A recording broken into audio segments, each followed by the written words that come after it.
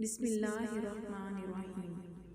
رسول اللہ صلی اللہ علیہ وآلہ وسلم نے فرمایا، ایک آدمی صرف مکھی کی وجہ سے جنت میں چلا گیا اور دوسرا جہنم میں۔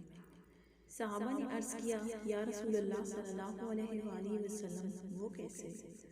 نبی اکرم صلی اللہ علیہ وآلہ وسلم نے فرمایا، دو آدمی ایک قبیلے کے پاس سے گزرے۔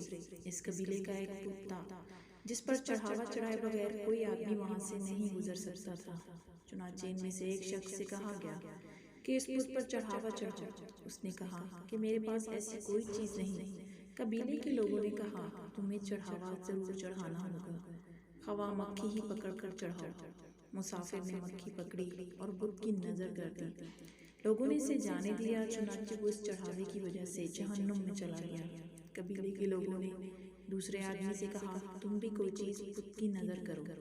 اس نے کہا، میں اللہ تعالیٰ عز و جل کے علاوہ کسی دوسرے کے نام کا چڑھاوا نہیں چڑھاؤں گا۔